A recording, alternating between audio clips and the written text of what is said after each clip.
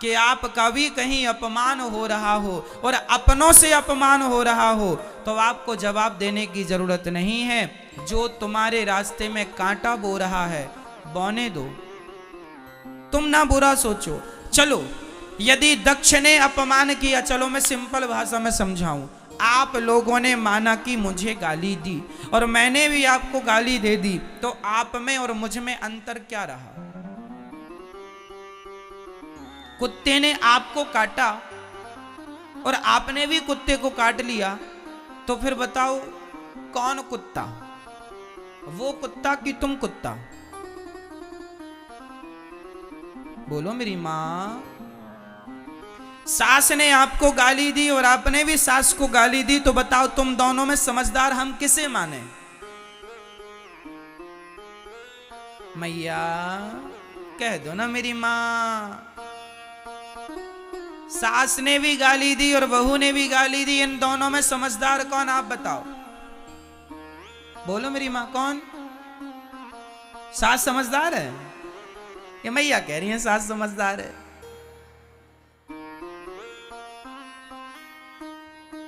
सास ने गाली दी और बहू ने भी गाली दी, इसमें दोनों ही मूर्ख हैं। समझदार वो कहलाते हैं जो एक गाली दे और दूसरा चुप रहे, तो जो चुप है वो समझदार है। क्योंकि हमारे यहां सिंपल कहावत है, कुत्तों के मुंह नहीं लगा जाता। जो गाली दे वो कौन, भौंकता कौन है? आज सास भौंक रही है तो तुम भी भौंकोगी क्या? आज बहू भौंक रही है, तुम भी भौंक लो। जो भौंक रहा है वो कौन है? कुत्ते के वंशज हैं। भौंकते रहो। अभी तो एक भौंक रहा था, सास ने किया भौं तो बहू ने भी भौं भौं, लो चालू हो गया महाभारत। कौन समझदार इन दोनों में? कोई नहीं। इसलिए हम आपसे कहते हैं अपनी समझदारी का परिचय दो। कोई शंकर जी को गालियां दक्ष ने दी, क्या शंकर जी ने गालियां दी? भगवान कृष्ण को शिशुपाल ने कितनी गालियां दी?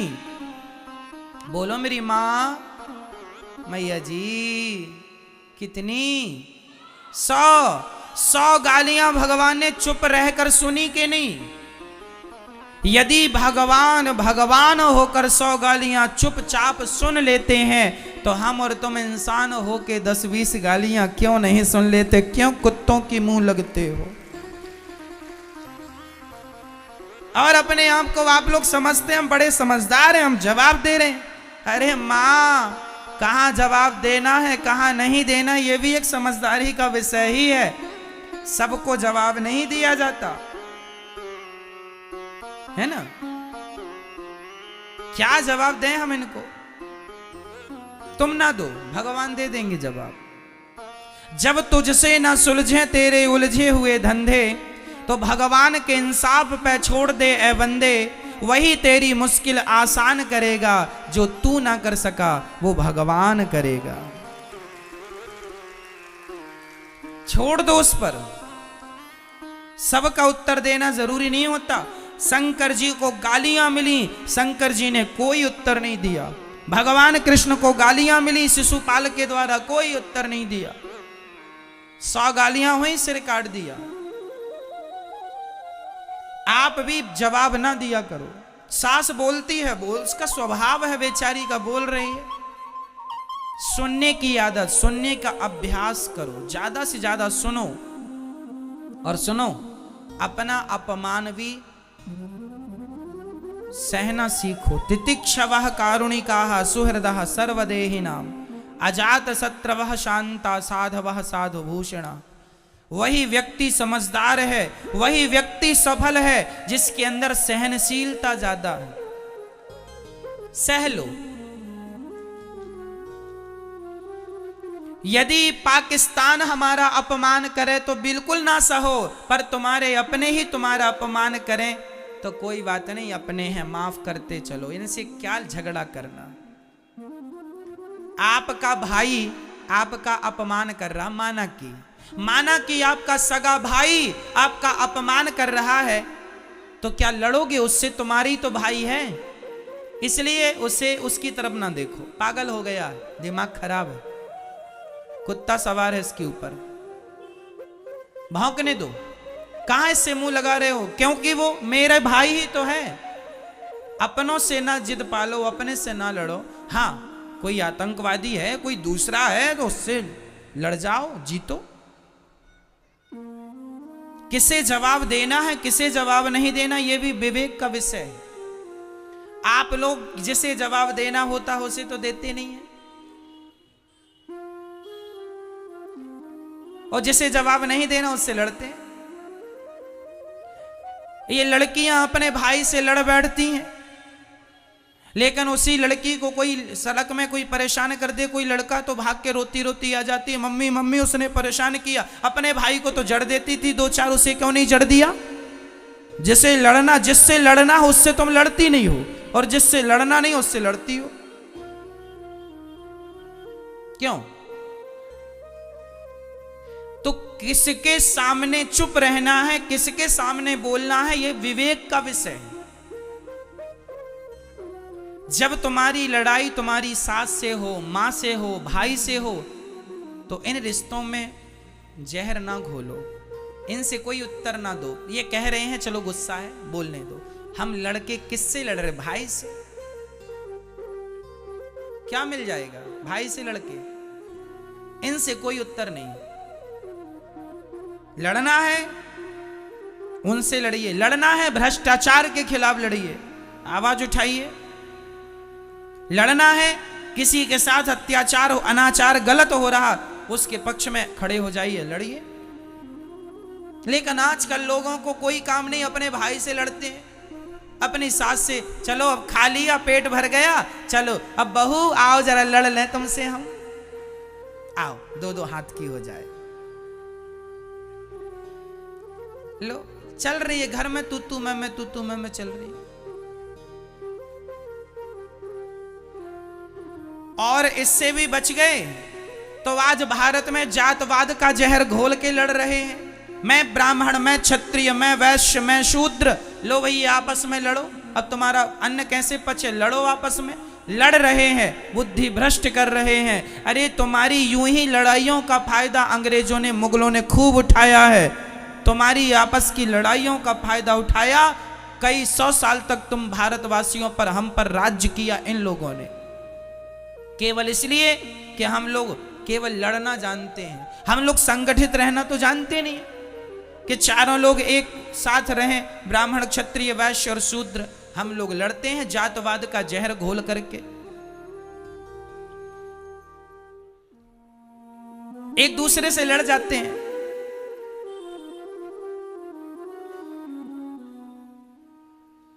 ऐसे ही लड़ो आपस में। कल फिर कोई और आएगा तुम्हारे देश में कब्जा कर लेगा, फिर करना उसकी गुलामी।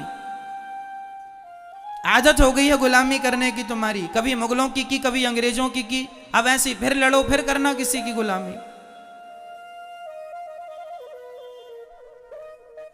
मेरी मां, मेरे नौजवान दोस्तों, जाग जाओ, सबको गले से लगाओ। कोई जातवाद नहीं है। गुर्जर कहता है मैं बड़ा, जाट कहता है मैं बड़ा, ब्राह्मण कहता है मैं बड़ा, क्षत्रिय कहता है मैं बड़ा। वो फलाने गुर्जर और जाट आपस में लड़ जाते हैं। क्यों लड़ते हो? तुम दो थोड़ी हो, तुम एक हो।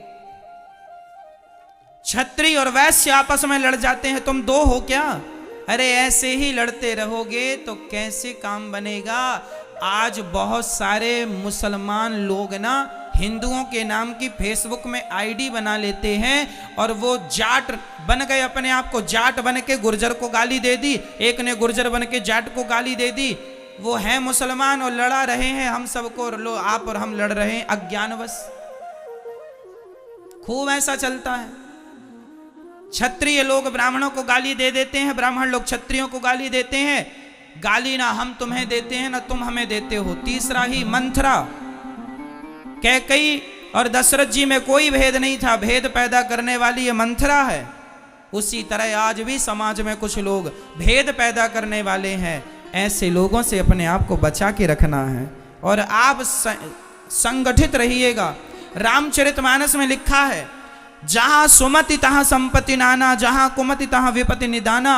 जहां संगठन है वहां सब प्रकार की खुशहाली है।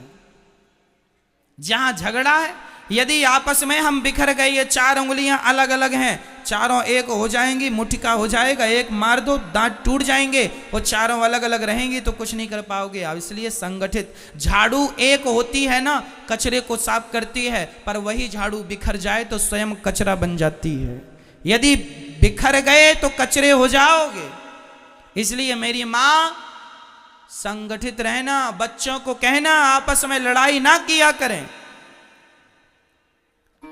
भेदभाव मिटा दो। ब्राह्मण क्षत्रिय वैश्य शूद्र हिंदू हम एक हैं। बटो मत, बट जाओगे तो अस्तित्व खतरे में पड़ जाएगा। सब जरूरी है, ज्ञान जरूरी है, विज्ञान जरूरी है, भक्ति जरूरी है, सब जरूरी है, संगठन भी जरूरी है। हम संगठित रहें। हम चार भाई हैं, एक बाप की संतान हैं। बताओ ब्राह्मण का पिता कौन? ब्राह्मण का पिता कौन? ब्राह्मणोस्य मुखमासीद बाहु राजन्यः कृतः ऊरु तदस्य जदवैश्यः पदभ्यांगुं शूद्रो अजायत। वेद मंत्र है ये। वेद में लिखा है भगवान नारायण के मुख से ब्राह्मण का जन्म हुआ, भगवान नारायण की भुजाओं से क्षत्रिय का जन्म हुआ, भगवान नारायण की जंघा से वैश्य का जन्म हुआ और भगवान नारायण के चरणों से शूद्र का जन्म हुआ। तो चारों के पिता एक ही हुए कि नहीं? पिता कौन है? नारायण। भगवान नारायण से ही ब्राह्मण क्षत्रिय वैश्य और शूद्र का जन्म हुआ। जब हम एक ही बाप की संतान हैं तो फिर झगड़ा किस बात का है? हम तो चारों एक ही हुए। गुण कर्म विभागशः, केवल आदमी के गुण कर्म के कारण विभाग हो गए। भगवान ने कह दिया एक पिता के विपुल कुमारा, एक बाप की चार संतानें थी, एक बेटा जरा ज्ञानी था तो बेटे का नाम रख दिया ब्राह्मण। क्या नाम रखा? ये ब्राह्मण है। एक बेटा ज्यादा युद्ध कौशल था, युद्ध में कुशल था, नाम रख दिया क्षत्रिय। एक जरा पैसे पे जरा ध्यान था तो नाम रख दिया वैश्य। और एक बेटे का सेवा में मन था, तीनों का सहयोग करता था, तीनों से प्यार करता था, उसका नाम रख दिया शूद्र। एक्चुअली शूद्र जात नहीं है, ब्राह्मण जात नहीं है, क्षत्रिय कोई जात नहीं है। ये तो हमारे बाप दादों के नाम थे। ब्राह्मण नाम का आदमी था, उसकी जितनी संतान हुई तो ब्राह्मण के नाम से जानी गई। क्षत्रिय नाम के आदमी की जितनी संतान हुई क्षत्रिय के नाम से। हम लोग एक ही पिता की संतान है। मूल में पिता एक है, नारायण। केवल व्यवस्थाएं बनाने के लिए चार विभाग किए गए कि ब्राह्मण वेद बचाएंगे, क्षत्रिय अपना देश बचाना, वैश्य पैसा बचाना और शूद्र इन तीनों का सपोर्ट करना। क्यों ये व्यवस्था बनाई? आपके घर में भी बेटी का विवाह होता है तो आप लोग भी व्यवस्था बनाने के लिए किसी को मंडप की सेवा संभाल दे देते हैं, किसी को खाने पीने की सेवा, सो तुम खाने पीने की संभालना, तुम मंडप की संभालना, तुम बारातियों को नाश्ता पानी की संभालना। भाई व्यवस्था बनाई जाती है कि नहीं? काम सौंपा जाता, तुम ये काम कर लेना। हमारे देश में भी आजकल देखो ना, एक प्रधानमंत्री होते हैं, एक राष्ट्रपति होते हैं, एक खाद्य मंत्री होते हैं, एक गृह मंत्री होते हैं, एक उद्योग मंत्री होते हैं। ये व्यवस्थाएं हैं। उद्योग का काम करना है, उद्योग मंत्री से मिल लो, और दूसरे काम है तो इन मंत्री से मिल लो, उन मंत्री से मिल लो। क्यों भाई? ये व्यवस्थाएं हैं। फलाना मंत्री, फलाना मंत्री, फलाना शिक्षा का संबंध है तो शिक्षा मंत्री से बात करो। पैसे की दिक्कत है, वित्त मंत्री से बात करो। क्यों? ये व्यवस्थाएं हैं। उसी प्रकार भगवान ने व्यवस्थाओं के लिए चार लोगों को बनाया, ब्राह्मण क्षत्रिय और वैश्य। चार एक ही बाप की संतान है, लेकिन अज्ञानता इतनी आ गई कि हम लोग आपस में आगे चल के लड़ने लग गए। मैं ब्राह्मण हूं, मैं क्षत्रिय हूं, मैं वैश्य हूं, मैं शूद्र हूं। अब जरूरत नहीं है इसकी कि मैं ब्राह्मण हूं, मैं क्षत्रिय हूं, मैं शूद्र हूं। बस जरूरत इसकी है कि हम सनातनी हैं, हम भारतीय हैं। गर्व से कहो हम हिंदू हैं, हम हिंदू हैं, हम हिंदू हैं। धरा ये जिस पर घूम रही हम उसी केंद्र के बिंदु हैं। गर्व से कहो हम हिंदू हैं, हम हिंदू। तुम बट गए जातवाद के नाम पर, फिर तुम पर कोई हमला करेगा।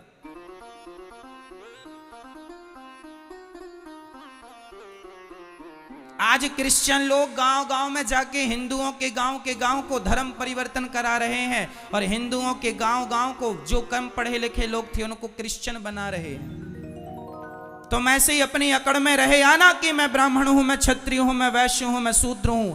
आगे चल के सारे हिंदू क्रिश्चियन बन रहे हैं। क्रिश्चियनों की एक बहुत बड़ी साजिश चल रही है। फिर क्या होगा जब सब लोग वही बन जाएंगे? कौन होगा तुम्हारी पक्ष की बात रखने वाला? कौन होगा तुम्हारा पक्ष लेने वाला? सेना भी बड़ी होनी चाहिए, संगठन में बहुत बड़ी ताकत होती है। ये बातें हल्के में ना लेना, नहीं कल को आने वाली पीढ़ी तुम्हें गाली देगी कि तुमने क्या किया। अरे अपने हिंदुओं को बचा लेते कम से कम। अरे समय निकाला करो और अपने उन गरीब लोगों के पास जाकर बैठा करो जिन्हें 2 किलो आटा की जरूरत है, 1 किलो दाल की जरूरत है। जरा सा समाज में सेवा करो, सहयोग करो, सबको भूखे को भोजन कराओ। क्रिश्चियन लोग पैसे दे दे के धर्म परिवर्तन करा रहे हैं, हाँ या ना? और तुम लोग केवल अपनी अकड़ में 20 लाख की गाड़ी लेना है, 50 लाख की गाड़ी लेना है, गाड़ी घोड़े में पैसे लगाओगे। अफगानिस्तान का क्या हुआ? कब्जा कर लिया आतंकवादियों ने, सबकी जमीन जायदाद गाड़ी घोड़ा रखी रह गई। यदि तुम आपस में बढ़ जाओगे तुम्हारे ऊपर भी ऐसी कोई आके कब्जा कर लेगा, फिर भागते फिरना। इसलिए आज सनातन को बचाने की जरूरत है। चलो हम ये नहीं कहते कि तुम मुसलमानों को हिंदू बनाओ, हम ये नहीं कहते क्रिश्चियनों को हिंदू बनाओ। जो हमारे हिंदू भाई हैं उन्हें तो बचा लो, जो धर्म परिवर्तन करने में लगे हुए हैं उन्हें तो गले लगा लो, उन लोगों को तो हृदय से लगाओ, नहीं तो बहुत नुकसान होगा। और नुकसान सबका होगा। देश गुलाम हुआ, सबका नुकसान हुआ। सब लोग अपने अपने धर्म का प्रचार करते हैं। हिंदू लोगों को अपने धर्म की कोई नहीं पड़ी, कोई नहीं करता प्रचार, कोई नहीं बात करता धर्म की, कोई नहीं बात करता सनातन की, कोई नहीं बात करता राम और कृष्ण की। दया ही नहीं है लोगों के आगे। आज लोग, एक गरीब बाप गांव में मैंने देखा है साहब कि गांव का गरीब आदमी गिड़गिड़ाता है, भैया बेटी का विवाह जरा 5,000 दे दो। तो गांव का जो धन्ना सेठ होता है ना, वो 5,000 देता तो है पर ब्याज लेता है 10%, 15%, 5,000 का। अरे उस आदमी को ये तो समझ आए कि पागल, वो गरीब आदमी है, उसके बेटी का विवाह है, 5,000 दे दो। बेटी के विवाह में ईश्वर ने तुम्हें देने के लायक बनाया है, दे दो। उस गरीब आदमी से तुम ब्याज वसूलोगे? अरे दे दो 5,000, महीने 4 महीने में वापस कर देगा वो। क्या कि तुम 5,000 का ब्याज लगाए बैठ गए? कोई लाखों की बात हो तो बात 10-5,000 में तुम ब्याज लेते हो, कितना पैसा कमा लेते हो इससे? घोर नरक जाओगे। ईश्वर ने तुम्हें धन दिया है, इसका अर्थ ये नहीं कि तुम उसका दुरुपयोग करो। धन दिया है तो इसलिए दिया है कि तुम जरूरतमंदों की सेवा कर सको, दीन दुखियों को गले लगा सको, किसी गरीब आदमी की तुम मदद कर सको।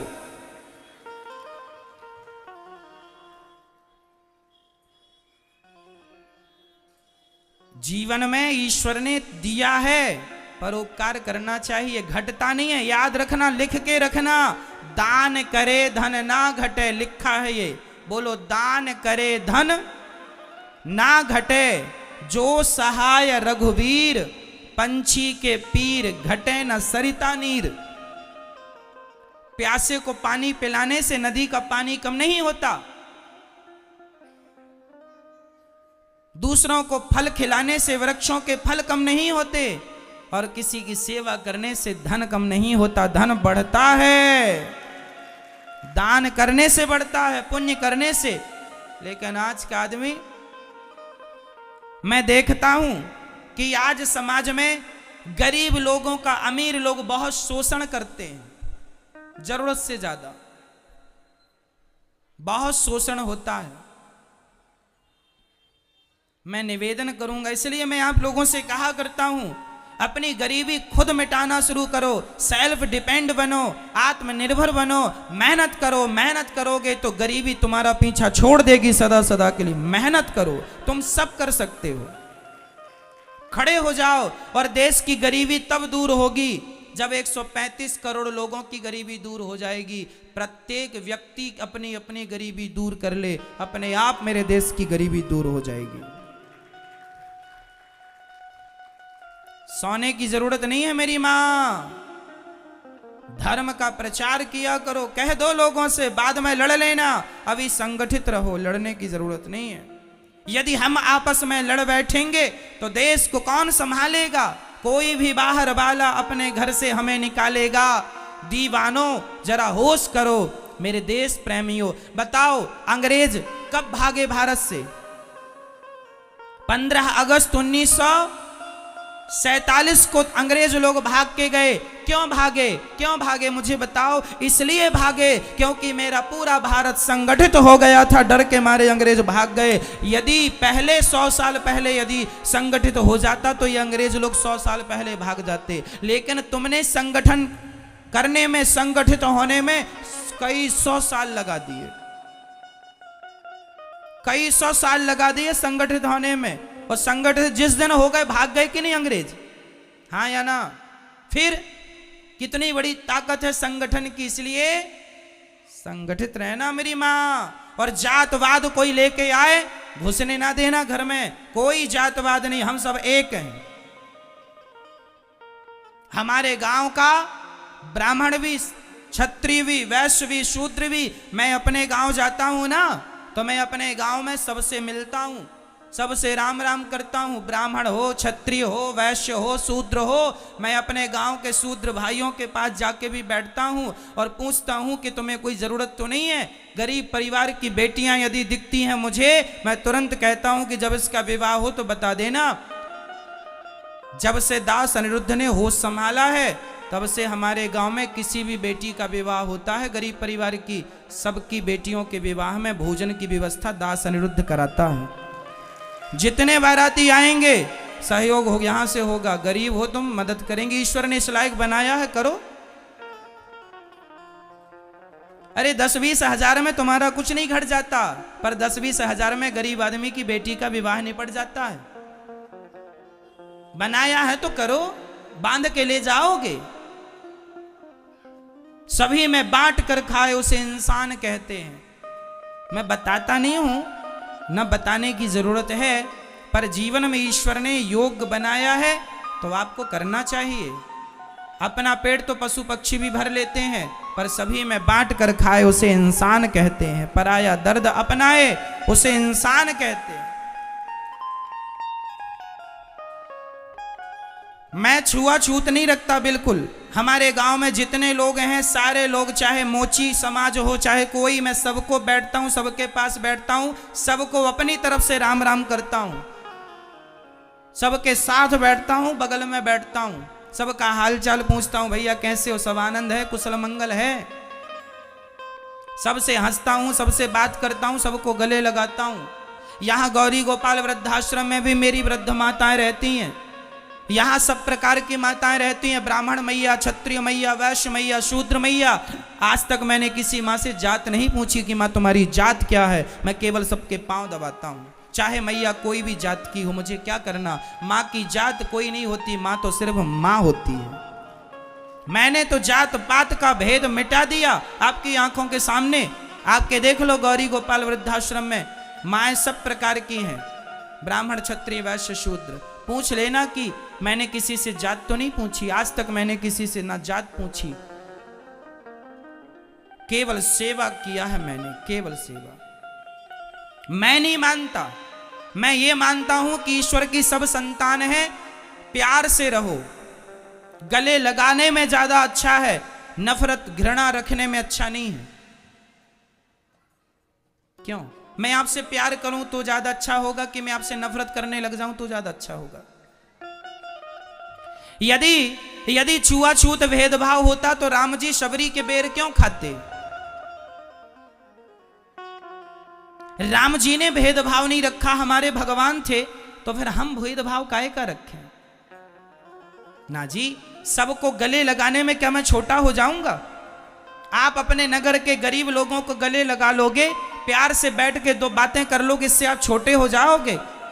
तो क्यों नहीं लगाते गले, क्यों नहीं प्यार करते सबको? आज भारत में ऐसी मानसिकता है कि कुछ लोग ऐसे हैं कि यदि किसी को छू लेते हैं ना तो वो कहते तुम्हें छू लिया अब नहाएंगे। गलत है ये। क्या माता सबरी को छूकर राम जी नहाए थे? फिर इतना अहंकार किस बात का भैया? कहां से ले आई है ज्ञान उल्टा? हमारे वेद पुराणों में तो ऐसा कुछ नहीं है। हमारे वेद पुराणों में लिखा है प्रेम करो। राम ही, सुनो क्या लिखा है, राम ही केवल प्रेम प्यारा। मैं उदाहरण देके फिर बोल रहा हूं, क्या हमारे रैदास भक्त मोची नहीं थे? जात के मोची थे, जूता सिलते थे, लेकिन उनके पास सभी लोग जाते थे, उन्हें प्रणाम करते थे, उनका आदर करते थे। हम ये कहना चाहते हैं कि जिसके अंदर भक्ति है, जिसके अंदर योग्यता है, उसको आप प्रणाम कर लें, इसमें कोई बुराई नहीं है। बाकी सबको गले लगाएं, गले लगाने में भी कोई बुराई नहीं है। राह में आए जो दीन दुखी, सबको गले से लगाते चलो। प्रेम की गंगा